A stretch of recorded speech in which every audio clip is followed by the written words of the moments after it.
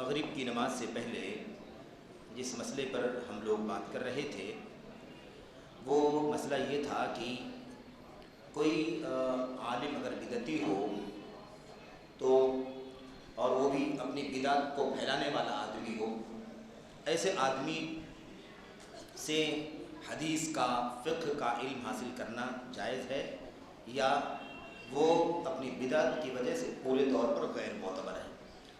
یہ سوال تھا، اور اس کے بارے میں شیخ صالح فوزان حفظ اللہ کا جواب ہم لوگوں نے پڑھ لیا ہے کہ انہوں نے کہا کہ ایسے شخص کا پورے طور پر اعتبار ختم ہو جائے گا، کیونکہ وہ بدعت پھیلانے والا آدمی ہے، اپنے شاگرد کے ذہن میں، اس کے دل میں وہ شبہہ پیدا کر دے گا، اس لیے ایسے آدمی سے بالکل بھی علم حاصل نہ کیا جائے۔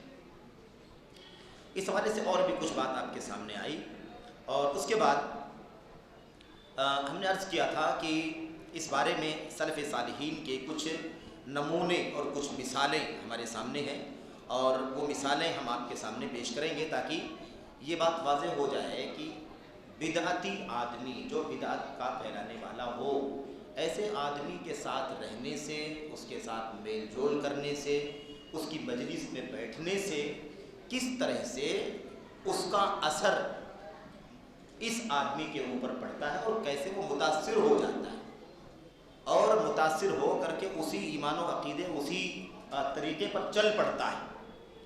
اس کے بارے میں کچھ باتیں جو یہاں پر موجود ہیں۔ سب سے پہلی بات تو یہ ہے کہ اللہ کے نبی صلی اللہ علیہ وسلم کی حدیث ہمارے سامنے ہے۔ اللہ کے نبی علیہ السلام کی وہ حدیث جس میں آپ نے فرمایا تھا المرء علی دین خلیلہ فلینظر من یخالل، یا بعض روایتوں میں فلینظر من یخالط۔ آپ نے فرمایا تھا کہ آدمی جو ہے وہ اپنے دوست کے دین پر ہوتا ہے۔ آدمی اپنے دوست کے، اپنے خلیل دوست کو کہتے ہیں، جگری دوست کو، آدمی اپنے دوست کے، جگری دوست کے دین پر ہوتا ہے۔ یعنی آدمی کا دوست کون ہے، اس دوست کا کیا دین ہے، کیا ایمان ہے، کیا عقیدہ ہے، کیا نظریہ ہے۔ جو ایمان، عقیدہ، نظریہ اس کے دوست کا ہوتا ہے، اس کے دوست پر اسی کا اثر پڑتا ہے۔ اللہ کے نبی آگے فرماتے ہیں فَلْيَنْظُرْ أَحَدُكُمْ مَنْ يُخَالِلْ، اس لیے تم میں سے کوئی بھی آدمی اس بات پر اچھی طرح سے غور کر لے کہ وہ دوست کس کو بنا رہا ہے، اس کا دوست کون ہے، وہ دوستی کس سے رکھ رہا ہے، وہ کس کے ساتھ میں اٹھتا بیٹھتا ہے، وہ کس کی مجلس میں اٹھتا بیٹھتا ہے، اس کا رہن سہن کس کے ساتھ ہے۔ اللہ کے نبی نے فرمایا آدمی کو غور کرنا چاہیے کہ وہ کس سے دوستانہ رکھتا ہے، اس کا یارانہ کس سے ہے۔ من یخالل ہے یہاں پر، کس کو اپنا جگری دوست بناتا ہے۔ دوسری روایت میں تھوڑا سا لفظ فرق ہے اور اس کا معنی بھی الگ ہے۔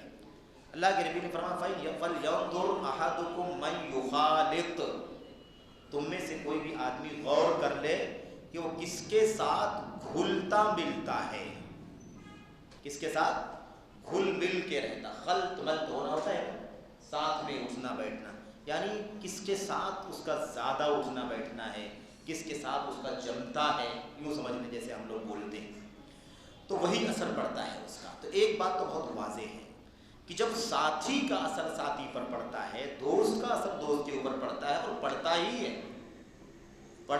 اس کا انکار نہیں کیا جا سکتا ہے۔ اس کی ایک دو مثالیں نہیں ہیں، بہت ساری مثالیں ہیں، بہت ساری آیتیں بھی ہیں، حوالے حدیث کے بھی حوالے ہیں، لیکن یہ ایک چیز بطور مثال آپ کے سامنے پیش کی گئی ہے کہ اللہ کے نبی نے فرمایا کہ آدمی کو اسے سوچنا چاہیے کہ اس کس کے ساتھ اٹھے بیٹھے، کس کے ساتھ رہے، کس کو اپنا دوست بنائے، کس کو اپنا ساتھی بنائے، کس کے ساتھ رہن سہن کرے۔ دوسری چیز میرے بھائیوں، سلف صالحین کی زندگیوں میں عملی طور پر ایسے واقعات پیش آئے ہیں جن واقعات سے یہ معلوم پڑتا ہے کہ کسی استاذ کو کرتے ہوئے جو اس کے شاگرد نے دیکھا، یا جس شاگرد نے اپنے استاذ کو کسی دوسرے کے ساتھ والہانہ سلوک اور محبت کرتے ہوئے دیکھا، تو اس دوسرے کی محبت اس شاگرد کے دل میں آ گئی. بات سمجھ رہے ہیں؟ یعنی استاذ کو جیسے کرتے دیکھا وہ شاگرد کیا وہ چیز آ گئی. ایک چیز یہ یعنی استاذ کا جو کچھ بھی وہ کر رہا تھا، جو کچھ بھی وہ بول رہا ہے، جو کچھ بھی وہ عقیدہ عمل کرتا ہے، اس کے حساب سے اس کا اثر اسٹوڈنٹ کے اندر آ گیا. ایک چیز تو یہ. دوسری چیز یہ ہے کہ اس طالب علم نے اپنے استاذ کو دیکھا کہ وہ فلاں آدمی کے ساتھ، فلاں کے ساتھ بہت عقیدت سے، محبت سے ملاقات کر رہے تھے. تو وہ شاگرد، وہ اسٹوڈنٹ یہ سوچنے لگا کہ اس فلاں آدمی کے ساتھ میرے اتنے بڑے امام، اتنے بڑے عالم اور استاذ ہیں، اتنا زیادہ ان کے ساتھ اچھے تعلق رکھتے ہیں، اس کا مطلب ان کی بھی حیثیت بہت اونچی ہے. اس لیے اس طالب علم کا لگاؤ جیسے اپنے استاذ سے تھا، ویسا ہی لگاؤ کس کے ساتھ ہو گیا؟ اس کے ساتھ ہوگا جس سے اس کے استاذ کا تعلق تھا، دوستانہ تھا. اور پھر وہ آدمی جس عقیدے کا تھا، جس نظریے کا تھا، اس عقیدے اور نظریے کو اس آدمی نے، اس شاگرد نے بھی قبول کر لیا. اس کے پاس جانا شروع ہو گئے، اس سے ملنا جلنا شروع ہو گئے. وہ بھی جاتے، اپنے ابا کو بھی، اپنے بھائیوں کو بھی لے کر کے جاتے.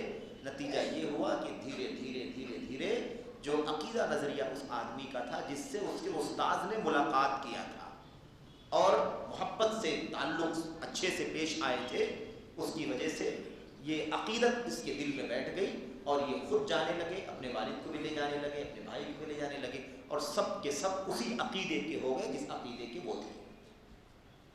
یہ تو ہم نے آپ کو ایک یعنی کہہ لیجیے کہ تمثیلی مثال پیش، یعنی مثال پیش کی ہے ایسا ایسا کر کے. یہ چیز بالکل عملی طور پر بھی موجود ہے. میں آپ کو 2-3 باتیں یہاں پر نقل کرنا چاہتا ہوں، اور اس وعدے کے ساتھ کہ یہ باتیں بہت ہی اختصار کے ساتھ یہ آپ کے سامنے پیش کروں گا. پھر اس سلسلے میں مستقل لمبی بات آپ کے سامنے آئے گی، بہت ساری اقوال آئیں گے، بہت ساری مثالیں آئیں گی. یہاں پر جو ہمارے ساتھ میں ہے وہ ایک جو مثال ہے، وہ مثال کیا ہے؟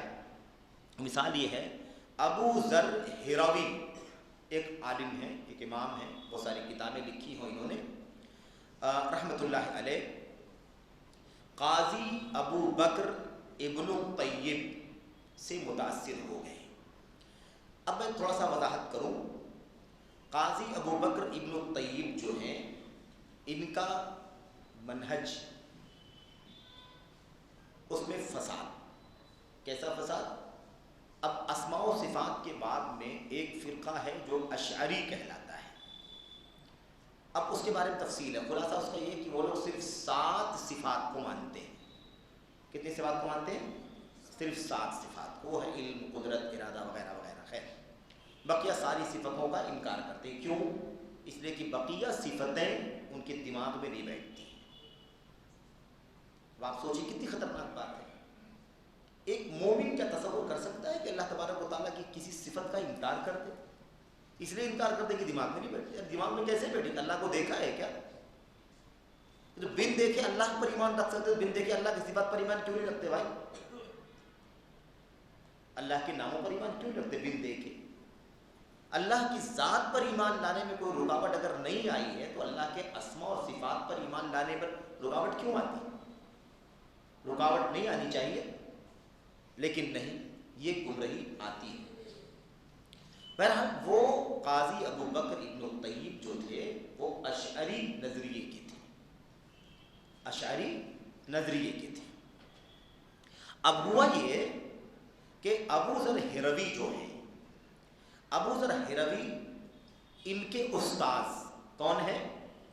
ان کے استاذ، اور یہ جو نام گزرا نا ابو بکر ابن الطیب، یہ مشہور ہے باقلانی، ابو بکر الباقلانی کے نام سے. مشہور نام ہے، بہت ساری کتابیں وغیرہ بھی لکھی ہیں. ایک بڑے امام ہیں، عالم ہیں، لیکن یہ ان کے عقیدے میں یہ معاملہ تھا. اچھا جناب، اب ہوا کیا؟ ہوا یہ کہ قاضی ابو بکر ابن الطیب اور ابو ذر ہروی، اور ابو ذر ہروی کے استاذ کون ہیں؟ امام ابو عمر دارقطنی. امام ابو عمر دارقطنی رحمۃ اللہ علیہ ایک چوٹی کے امام ہیں، اور جس زمانے کے ہیں یہ، اس زمانے میں پورے شہر میں سب سے بڑے عالم تھے، پوری بستی کے امام تھے. امام وقت امام زمانہ کہلاتے تھے. کون؟ یہ امام ابو عمر علی دارقطنی رحمۃ اللہ علیہ. ابو عمر دارقطنی رحمۃ اللہ علیہ اپنے شاگرد ابو ذر ہروی کے ساتھ راستے میں چل رہے تھے، راستے میں جا رہے تھے. راستے میں چلتے ہوئے قاضی ابو بکر ابن طیب، جس کا ہم نے نام کیا بتایا، باقلانی، ان سے راستے میں ملاقات ہو گئی.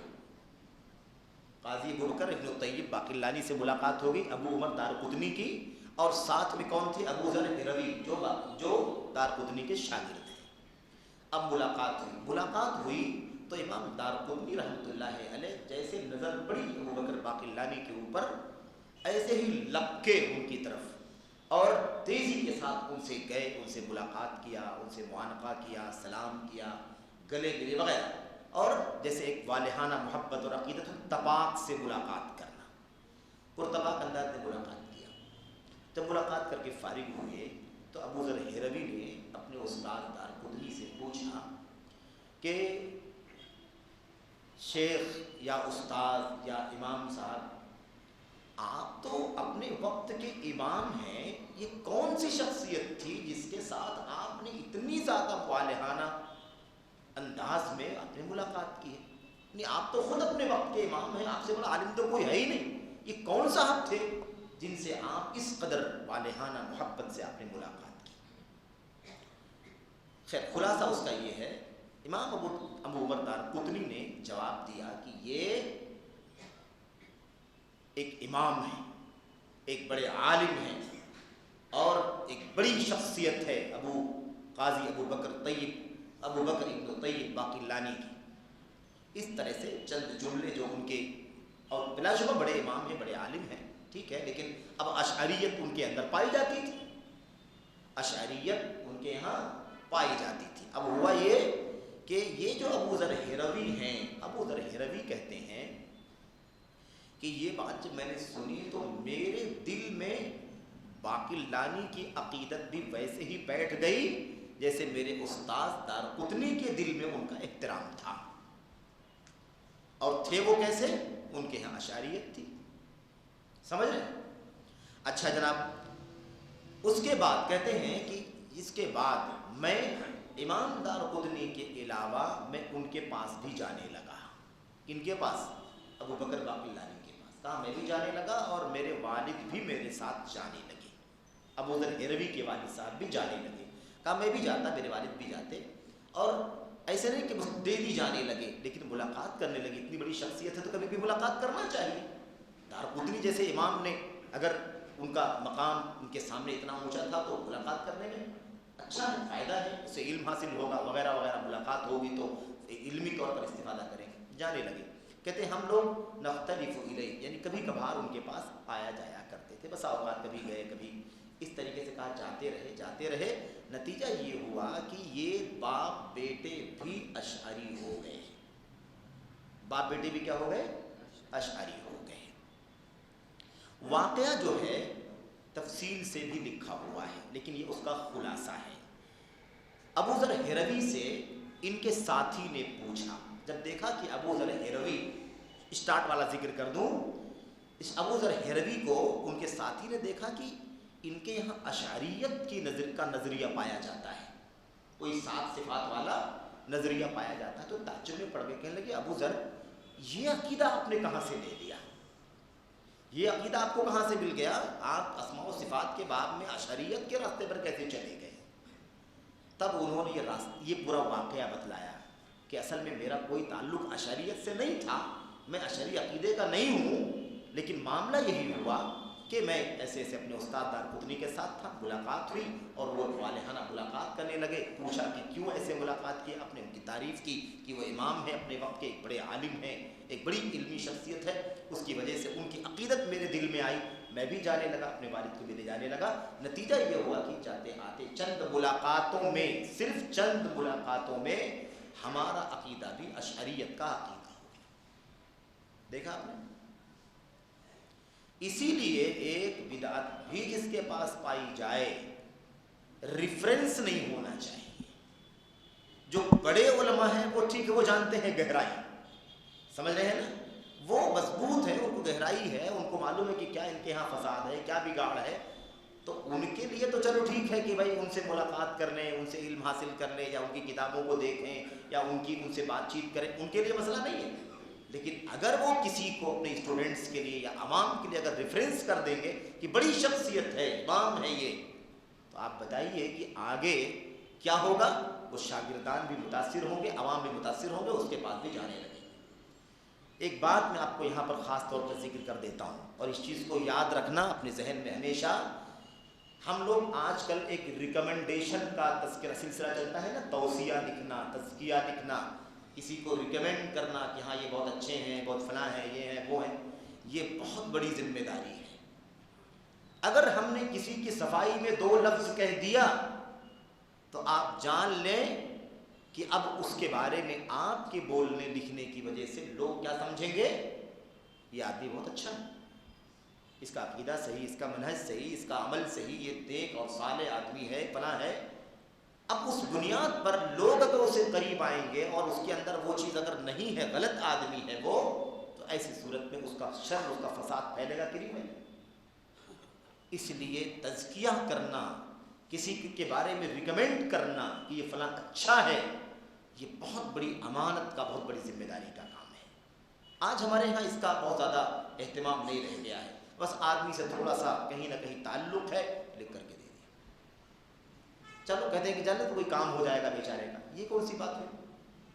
کام آپ کروا دو، اس کو سرٹیفکیٹ تو کم سے کم مت دو کہ متقی، پرہیزگار اور سچا آدمی ہے۔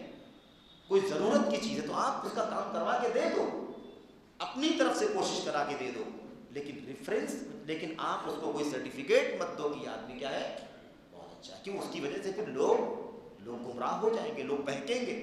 آپ کا ریفرنس ہے، آپ کا حوالہ ہے، آپ نے تعریف کی ہے، آپ نے صفائی پیش کی ہے، تو آدمی سمجھے گا کہ یہ آدمی بلا شبہ اچھا ہے۔ اس چیز کا اہتمام اپنے یہاں پر نہیں ہے، اپنے یہاں بڑی کوتاہیاں ہیں، بہت زیادہ اس میں نرمیاں ہیں میرے بھائیوں، تساہل ہے، تغافل ہے، حد سے زیادہ، کہیں حد سے زیادہ، مطلب یعنی سمجھ لیجئے کہ مداہنت کی حد تک مسئلہ ہے کہ آدمی بہت کچھ نظر انداز کر دیتا ہے۔ یہ چیز مناسب نہیں، کیونکہ امانت، آپ دیکھ رہے ہیں اگر وہ جملہ امام دارقطنی نے نہ کہا ہوتا کہ ایک بہت بڑے عالم ہیں، ہے نا، سنت کی خدمت کرنے والے، اگر ایسا نہیں کہا ہوتا تو ان کے شاگرد کا لگاؤ اس کی طرف بڑھتا، ان کے شاگرد جاتے، اپنے والد کو بھی لے کر کے جاتے، نہیں لے کر کے جاتے، لیکن انہوں نے اس چیز کو نہیں محسوس کیا کہ ایسا کوئی معاملہ ہو جائے گا۔ انہوں نے ان کی حیثیت کے مطابق بتا دیا کہ ہاں یہ بڑے امام ہیں، عالم ہیں، سنت کا دفاع کرنے والے ہیں، سمجھ رہے ہیں نا۔ لیکن چند ملاقاتوں میں یہ باپ بیٹے دونوں کیا ہو گئے؟ دو کے دونوں اشعریت کے عقیدے پر چلے گئے، جو 7 صفات کے سوا بقیہ صفات کے انکار کا عقیدہ ہے۔ ٹھیک ہے، یہ ایک نمونہ، ایک مثال ہے کہ استاذ کا اثر بہت بری طرح اپنے شاگرد پر پڑتا ہے۔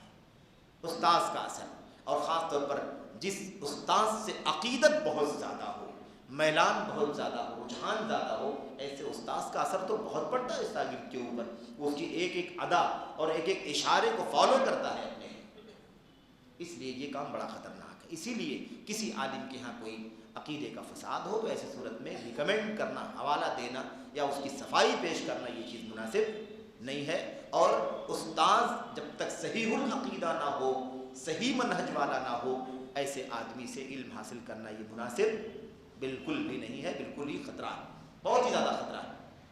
ایسے ہی آپ دیکھیے یہ واقعہ تذکرۃ الحفاظ میں، سیر اعلام النبلاء وغیرہ میں لکھا ہوا ہے۔ خیر، اسی طرح سے ایک نام ہے، آپ نے شاید سنا ہو، ایک تابعی ہیں جن کا نام ہے عمران بن حطان۔ عمران بن حطان ایک تابعی ہیں، بہت سارے صحابہ سے انہوں نے روایت کیا ہے، بہت سارے صحابہ سے انہوں نے روایت کیا ہے، اور اہل السنت والجماعت میں سے تھے، کوئی بھی ایسا انحراف عقیدہ، سلفی منہج کے علاوہ کوئی ایسا معاملہ ان کے ہاں نہیں تھا۔ لیکن ہوا کیا؟ ہوا یہ کہ انہوں نے کچھ خوارج سے، خارجی ذہنیت والوں کے ساتھ اٹھنا بیٹھنا شروع کر دیا، کچھ خارجی ذہنیت والوں کے ساتھ خروج، بغاوت کا جھنڈا جو اٹھاتے ہیں مسلم حکمرانوں کے خلاف، ہے نا، علماء کے خلاف، ایسے لوگوں کے ساتھ ان کا اٹھنا بیٹھنا ہو گیا، تال میل ہو گیا۔ نتیجہ یہ ہوا کہ چند ہی دنوں میں وہ بھی خارجیت کے عقیدے پر چلے گئے، خارجیت کے عقیدے پر چلے گئے۔ اچھا یہی دوستانہ نہیں ہے، یہ سب دوستانے، استاذی، شاگردی اور دوستی یارانہ کی وجہ سے تو لوگ اس طرح سے گمراہ ہوئے ہیں، لیکن اس کے علاوہ بھی گمراہ ہوئے ہیں لوگ، اس کے علاوہ بھی گمراہ ہوئے ہیں۔ میرے بھائیوں، ایک واقعہ تہذیب و تہذیب میں یہ بھی لکھا ہوا ہے کہ یہ جو عمران بن حطان جن کی بات ابھی آپ کے سامنے چل رہی تھی، یہ عمران بن حطان کا مسئلہ یہ بھی ہوا تھا، کچھ دوستوں ساتھیوں کے علاوہ کا مسئلہ تو تھا ہی، اس کے علاوہ مسئلہ یہ تھا کہ ان کی ایک چچا زاد بہن تھی، ان کی ایک چچا زاد بہن تھی اور جو خارجی عقیدے کی تھی، خارجی والا عقیدہ وہ رکھتی تھی۔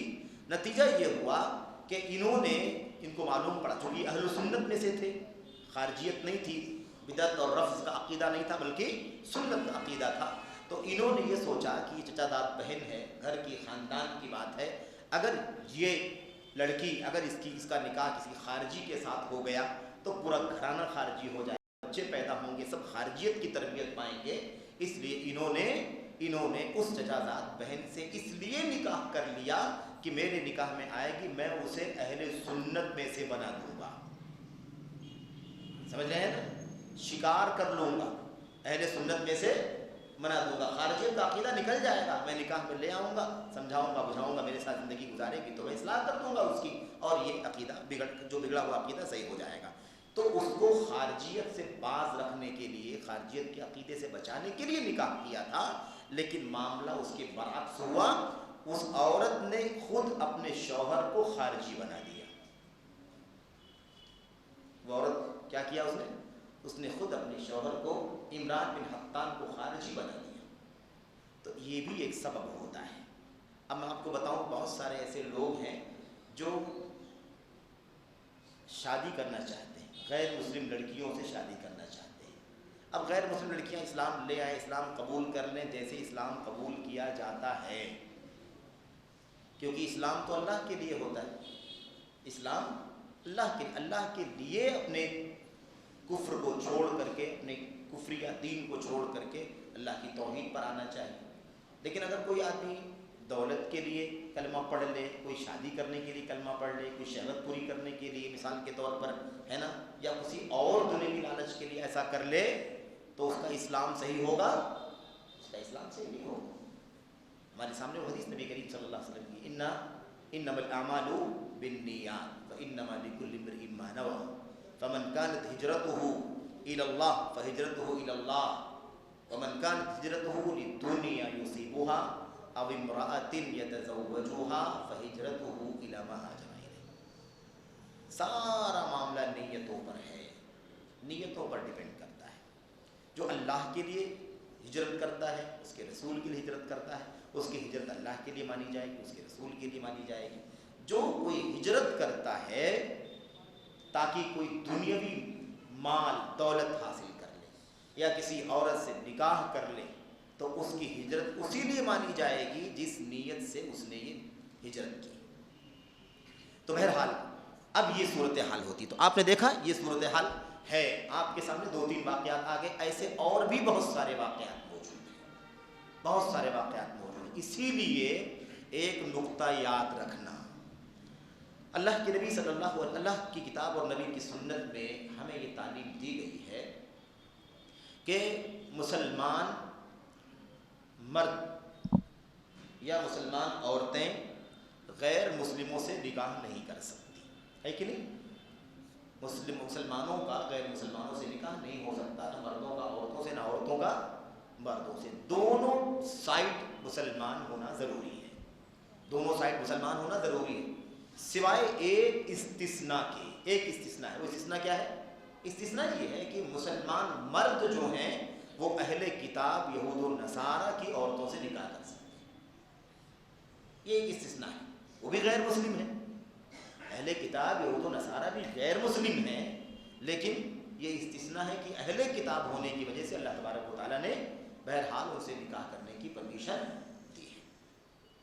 اب اس کی وجہ یہ بتلاتے ہیں کہ مرد کو اجازت دی ہے کہ غیر مسلم یعنی اہل کتاب کی عورتوں سے نکاح کر سکتے ہیں، کیونکہ وہ نکاح میں آئیں گی تو شوہر کے ماتحت رہیں گی، اور شوہر کے ماتحت رہیں گی تو اس کا یہ فائدہ ہوگا کہ وہ دھیرے دھیرے اسلام کے قریب آ سکتی ہیں، مسلمان ہو سکتی ہیں، اور اگر مسلمان نہیں ہوں گی تب بھی اہل کتاب میں سے رہیں گی تو نکاح تو حلال ہی ہوگا.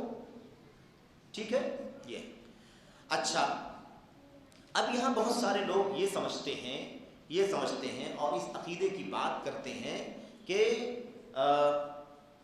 جب مردوں کو اہل کتاب کی عورتوں سے نکاح کرنے کی اجازت ہے تو عورتوں کو اہل کتاب کے مردوں سے نکاح کرنے کی اجازت کیوں نہیں ہے؟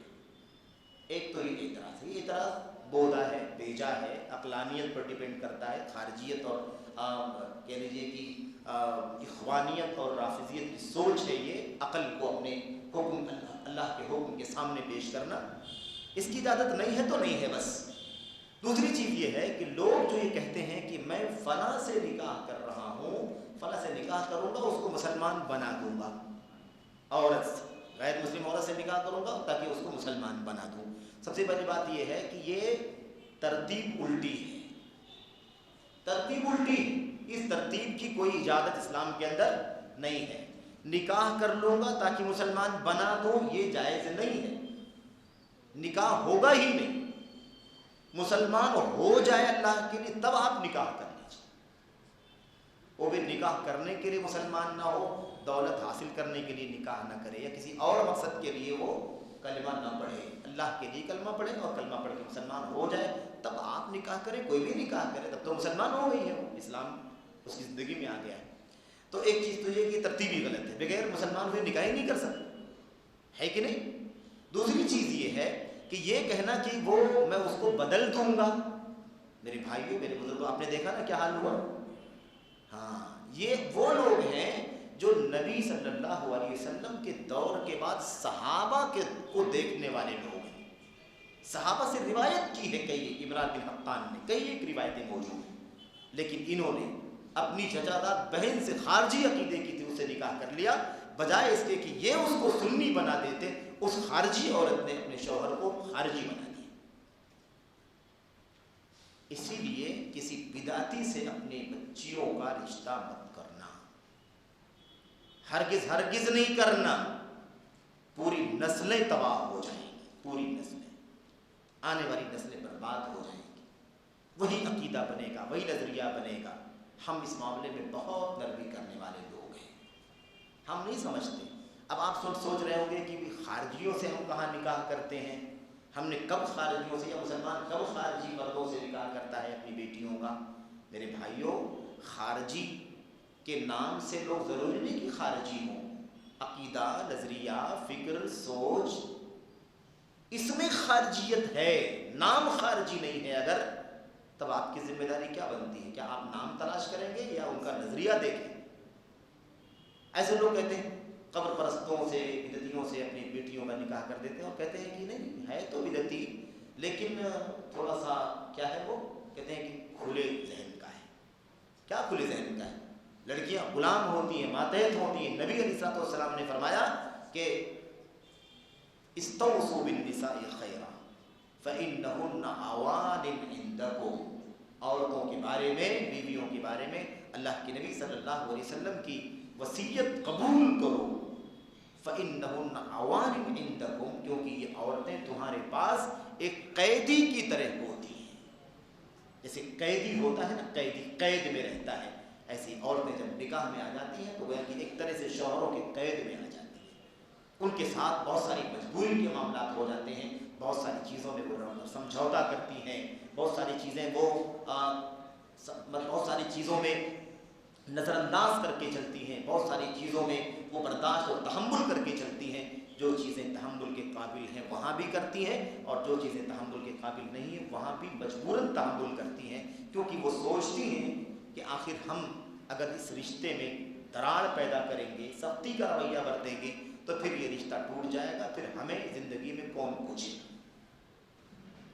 باپ کے اوپر گرانی ہے، بھائی کے اوپر گرانی ہے، سماج کا ظلم ہے، بھلا وہ خاتون کہاں جائے گی؟ سمجھ رہے ہیں نا اس طرح کے حالات میں. اس لیے اللہ واسطے آخری دم تک کوشش کرو، آخری دم تک کوشش کرو کہ ہرگز ہرگز اپنی بچیوں کا نکاح مت کرو. بچوں کا بھی مت کرو، لیکن بچیوں کا تو ہرگز ہرگز مت کرو، کیونکہ عورتوں کو تو مرد بڑی آسانی سے بدل لیتے ہیں لیکن یہ واقعات بھی موجود ہیں کہ عورتوں نے اپنے مردوں کو، شوہروں کو بھی تبدیل کر دیا، ان کے عقیدے کو بھی بگاڑ دیا، ایسے واقعات۔ اس لیے آپ سمجھ سکتے ہیں کہ بدعتی سے طالب علم کتنا انسان کے لیے خطرناک ہو سکتا ہے۔